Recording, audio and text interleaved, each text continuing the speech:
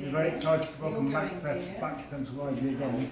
The Central Library is now officially the busiest library in the UK. MACFEST are very important for us. Oh, we love the Central Library. We love Danny and his team. They have been really supporting us for 10 years. And we're honoured that they host our MACFEST rally for 3 months. And we love it. All the support they give us. So thank you so much to Danny, who's also supported me as an author for 20 odd years. So I'm very, very grateful for it. And tonight is going to be a very exciting night for Manchester Poetry. We're ready to party. Hi everyone, I'm Nora Brushstroke. I'm delighted to be here today at MACFEST sharing my poetry. I'm the Manchester multilingual city poet in post since last year, and I'm really excited to be reading alongside my colleagues like Peter. I'm sure it will be a fantastic event. Thank you, Nora.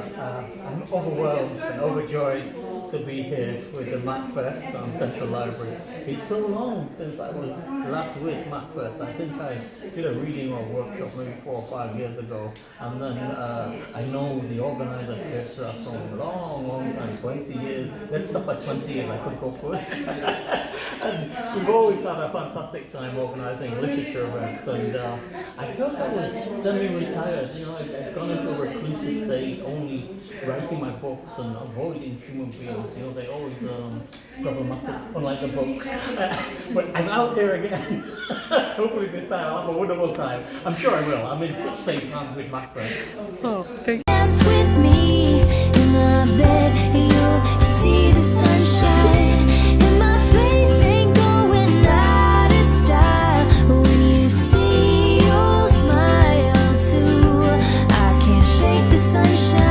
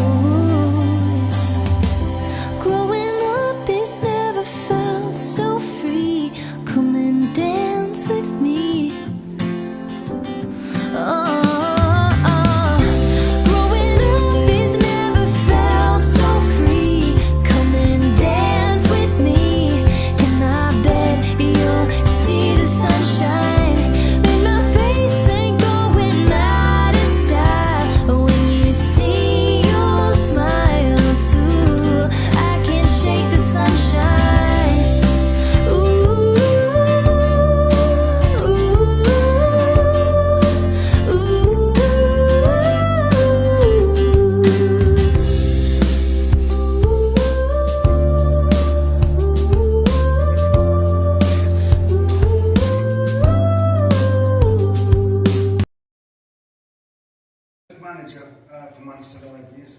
Officially, we are the busiest public library in the UK. Central Library is the busiest. I'm the best. And we also, we won the National Library of the Year Award 2025 at the British Book Awards. That's what I'll work with many people here tonight. But also we did a big partnership with the BBC, with the Reading Agency and Blue Peter, and engaged with 10,000 pupils across Manchester. So that was a brilliant project. This is another fabulous one tonight. This is the best job in the world. The only problem with this job is I hate speaking in public, so just bear with me a second. The only way I do this is by reading a poem. And if you were here last year, it's the same poem. Manchester Libraries, MACFEST and Manchester Lit and Phil are really excited to welcome you to this special event at Central Library. Before we can go on, I need to talk about the toilets. Those are down the stairs where the wonderful library theatre used to be. There are accessible toilets to your left, but you'll need the key from me. See, poetry needs to dine, just a bit of advice. If the fire alarm goes off, head out of Shakespeare Hall, to the library steps and wait. And if you could leave in an orderly manner, that really would be great. Right, enough from me. Please. Welcome everyone. Good evening and assalamu alaikum. Welcome our Man Lickville guests and welcome to our MACFEST guests.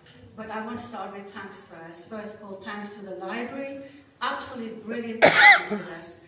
We've been running MACFEST for 10 years, and for 10 years they've been hosting us in this room and really support us. And of course, Danny has supported me as an author. Such a fantastic building with a rich history. I wanted to know about the people who worked here and what it means to them and throughout the history, and also what it means to people today and communities in Manchester. If there's some quotes in it, I don't know if you've been to the reading room in the Central Library, there's a quote running along, so you might recognize parts of that. Here we go, that's enough of a preamble. A light echo. A girl sat at E2, looks up at the light bursting through the glass dome. Therefore get wisdom, and with all thy getting, get understanding. 90 years ago, 6-year-old Joan from Moss Side saw the king here, not expecting to return age 60 to write her first essay on local history. The girl skipped breakfast, can't focus on ecology, a bee appears near her ear. A fellow worker, perhaps expelled from its hive in search of sanctuary. Izzy Woolman was 10 minutes late for work the morning after the Blitz, walking 2 miles strewn with broken glass to find an eager reader already there. The bee lands on the girl's tome, stripes aligned with lines, pleasing until it crawls over extinction. If only she paid attention in class. A crown of glory she shall deliver. A bust of Erin Mabel, formed of 50 firearms seized by police or surrendered during gun amnesties. The only weapon here is knowledge. It's the week before exams, nowhere to go. Local library closed a month ago. Exalt her, and she shall promote thee. The girl Googles, then opens the e-catalogue, types apiology. On a trip to Italy, the first chairman of the Manchester Ship Canal Company fell in love with a marble girl reading her poem, Still a Mystery. Firing guns, drawing pictures of bombs dropping on their homes. A city razed, senseless bombardment, on market day, no warning. Blackened humans stagger through flames choked with dust and smoke, factories safer than hospitals. First time an air force sought to terrify a civilian population, conflicting pool of humanitarian concern and adherence to non-intervention, wrung by public pressure, 4,000 useless mouths boarded the Havana, leave behind all that was precious to seek sanctuary, not a penny of public money, tents hired from the War Department. And I'm going to end with another short poem which was in the poetry review last year, which I'm very proud of. I actually wrote it while brushing my teeth, so shows you anything can happen. Tall men running backwards. It's no reason to watch basketball. They high-five without looking, legs like spaghetti in hot water, only half curled. The next still moving armpits could hide the whole stadium, shoes the size of cruise ships, serving caviar and olives on toothpicks. Bowls perfect parabola, through the air a hair bursts forth out of tall grass, landing, ears spin back. How beautiful I am, how my hair is gold, how proud and honoured she is to be styling it. It is flattery, part of the hairdresser's art, and very effective. With a final flick of an afro comb, I go into my office and begin my allotted drudgery. A smile, plays on my face all day. Thank you.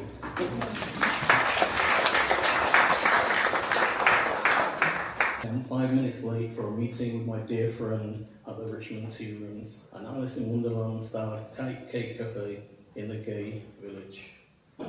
My friend waves to me. She had the table by a pillow ready. The sandy-coloured Marie Antoinette wig is slightly askew, showing a fringe of luxurious afro hair. We hug, say hi, and I settle into my pillow-pinned doily chair. Already I know she's back on heavy medication. The slowness of her responses, the smile that freezes across her face as if the next thought is snagged somewhere along the neural pathways. Yet it's there. She's there. It's simply a matter of waiting. And she's the same drop-dead gorgeous and effervescent as when I was dating her, and we enjoy chatting that old flame chat, skirting around, are you seeing anyone else now? Remembering good times and daft things we did together, what became of mutual friends, family health, trips taken. We talked of nothing and everything. She is happy. The ice in her neural pathways maybe give her lips a numbness, so cake sometimes stays unnoticed on her lips or falls unremarked onto a butterfly motif red dress. And sometimes her laugh is loud and comes many seconds after the conversation's cue. The cake shop clientele was stealing glances, and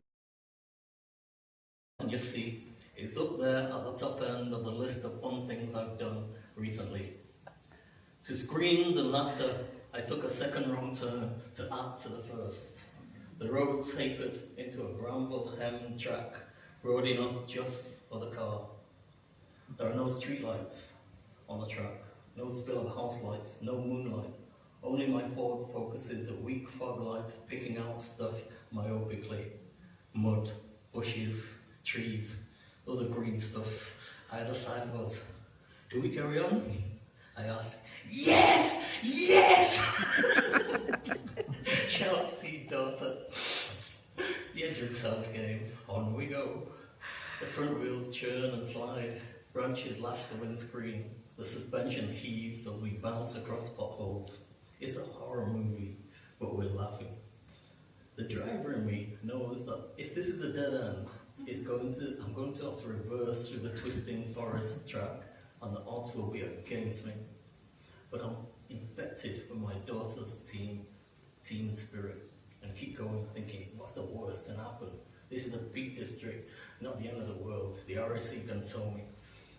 We wail a mix of delight and disappointment when the track widens and a streetlight veers up, and we are back in civilization.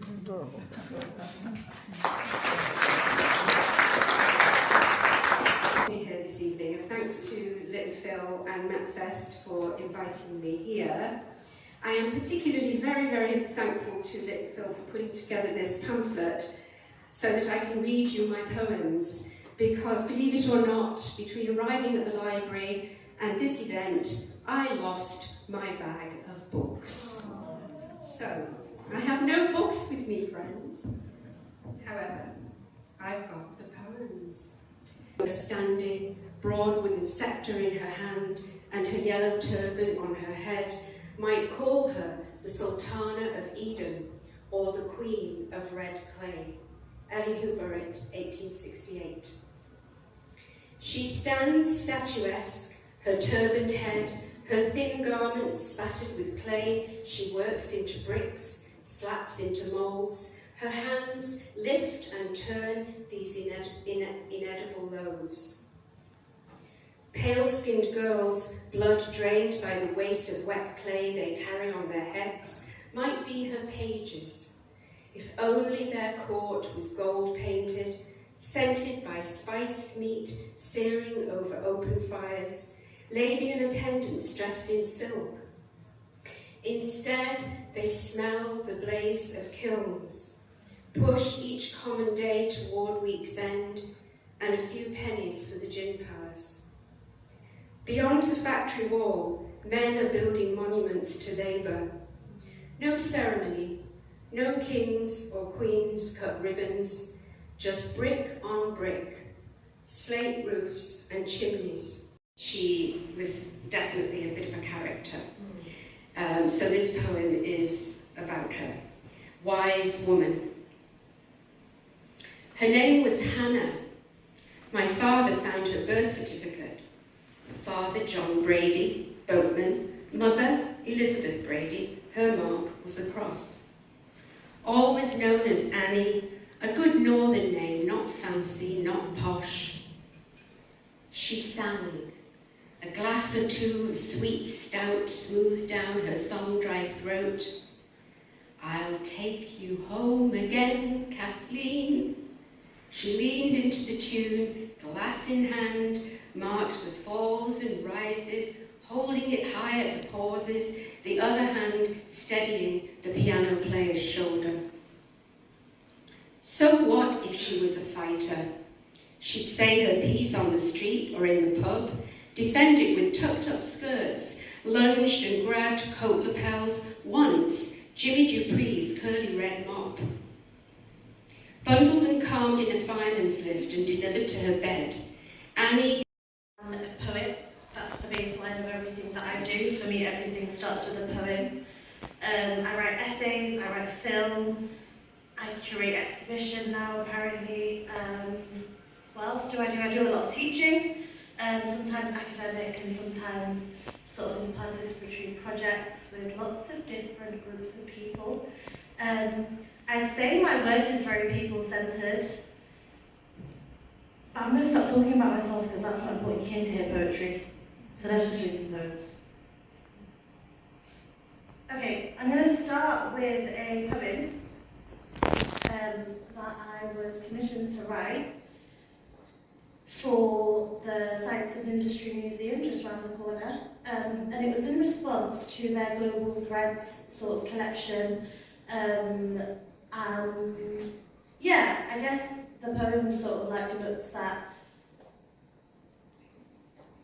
I guess, the history of Manchester's textile industry and who really, I guess also a little bit of who really was a part of that textile industry and who was doing the work. Within the pits. The bodies here before us were a labour of love. Mechanics for merchants mapping a movement, milling and mining in precision. Clocking in on double dial from dusk until dawn and back around again. There is no time to waste. Each moment is money to be made. Global threads weave within this wall and within this Mancunia. Spinning a wheel of cotton gin, separating flesh from seeds, a journey across continents held by a thread. The sky bore witness of roots long gone from where they once bred in a plantation beneath a swelter of a sun. Hands picking for cloth they will never claim, never clutch, and never call their own. For masters far away to a new home in different hands and in different lands, calloused, just the same, to this northern cloud shaped in cotton, a capital of a solid pound. Cottonopolis, a cosmopolitan, the American dream but make it British, a catalyst of colonial cosplay whirring into a living nightmare. You can hear the noise in your sleep, in your silence and in your solitude. Repetitive thrum deafening your thoughts, lungs filled with fibre, bodies vacuumed in humid, you become lucid. Mouths open wide to kiss the shuttle, there is no room for stop, or break, or bread, or breath. Thank you.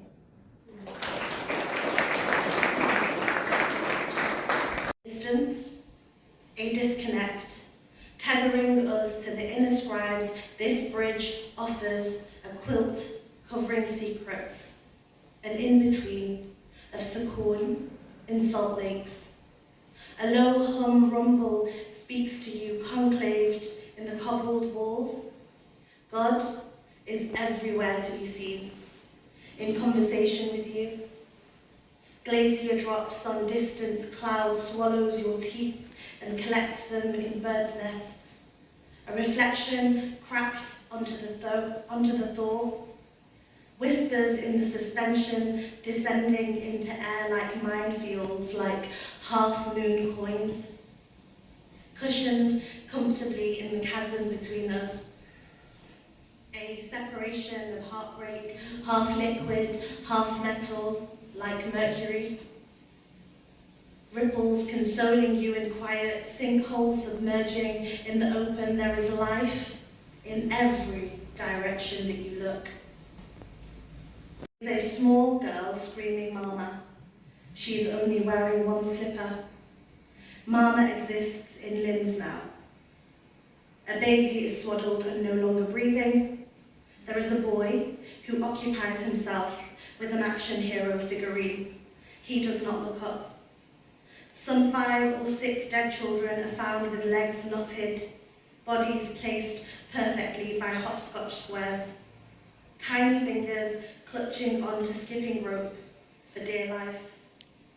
These children go unnoticed. Yet there are neighbourhoods all over our city and this country and this world who watch out for children every day. That's really always very hard to. I don't know what kind, but I was interested to see a formal structure being used in modern poetry, and I wondered if you used any other forms. At first I thought it was a villanelle, but then I realised it wasn't. I just wondered maybe what inspired you to do that and whether you've used other formal structures. I have used other formal structures, so I have an undergrad in English literature and creative writing. I feel like that's not necessarily my way to write poems. If you're going to write poems, you can write them. You know what I mean? Poetry is not about like studying form, it's about stories for me. And I guess that poem, the Markov sonnet, it was the sonnet, also like Markov chains, which are basically like